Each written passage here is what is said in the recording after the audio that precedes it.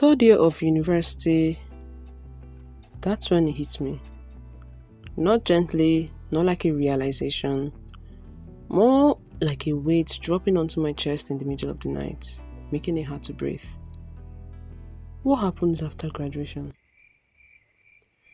I'd lie awake running through the inventory. No job waiting.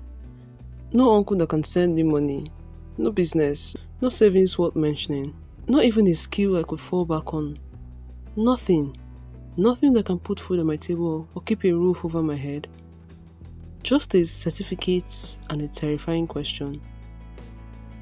Now what? It became a background hum in my mind.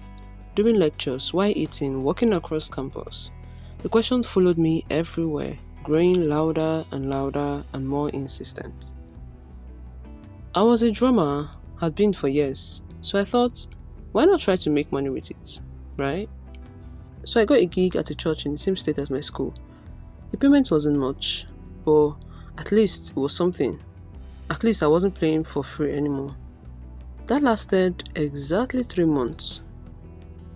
The problem wasn't the music, it was everything else. They wanted more commitment, more consistency, more of my time and energy. And it was costing me money that I did not have just to show up reliably. I remember sitting with the other instrumentalists, all of us thinking the same thing. This is not what we signed up for. So eventually I quit. Back to square one. The question still unanswered. So I began to think again, and I thought to myself, maybe I should start a business. Right? Like it was that simple. So my friend decided to start selling donuts. Now, neither of us have an idea how to make a donut. We had no idea how to run a business. But we just started. The early batches were disasters. Broken donuts, burnt donuts, donuts that came out looking like abstract art. Each failure cost us money we barely had. But some of them worked. People bought them, not in spectacular numbers, but enough to keep us going. I took some marketing classes, sales improved, I was happy. And just when we were starting to figure it out, school resumed. No funds to scale, no way to keep up with the manual production. The business died as suddenly as it began. And the question remained, heavier than ever. Now I began to pray constantly. God, what am I supposed to do with my life? What's the plan? One evening, walking back from a friend's place, the answer came.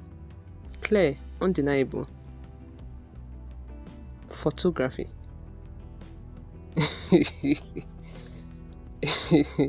I actually laughed. Not a happy laugh. A bewildered, slightly desperate laugh. Photography. Me. I didn't even like taking pictures. I hated being photographed. I had zero interest in camera. Couldn't tell a good photo from a bad one. So I responded, God, if this is really you, this is not even funny.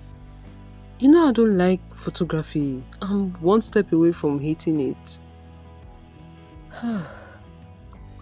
Well, it's fine. If this is what you want me to do, you're going to have to put a lot for it in my heart though.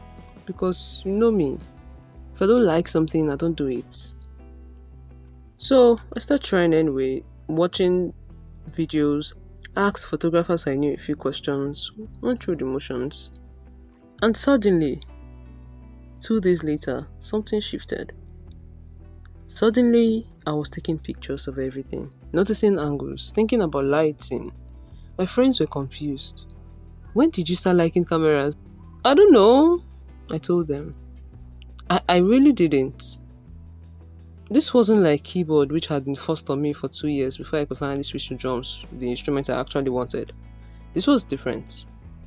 It came smoothly, naturally, joyfully. For the first time in 2 years, the dread lifted. Now here's what I'll tell you. First, Don't wait until you're 40 and floating through life to figure out what you're supposed to be doing. Start asking the question now, not when you're desperate, not when the deadline is looming. Because living without purpose isn't really living. I don't care how much money you make. If you're doing the wrong thing, you will always feel empty, always searching for the next hit of motivation, always wondering why nothing feels quite right. The second thing is, if you don't know what you're supposed to be doing, that's okay. Just ask God. He's the one who sent you here. He's not a time waster. He won't leave you floating in uncertainty forever. But you have to ask. Millions of people go through their entire lives never finding their purpose, not because it wasn't there, but because they never asked. So, ask God. He's your father and he sent you here, and he will answer you.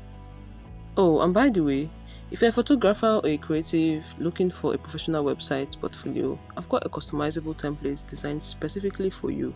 Check the link in the description. And if you're struggling to hear God's voice clearly, I've shared my full story on that, so click the link above. Also, I want to say a big thank you to the subscriber who sent us the story. Thank you for sharing. Hey, if you've had an experience that taught you something profound, send me a mail at storiesththeheal@gmail.com, because your story could be the light that guides someone else.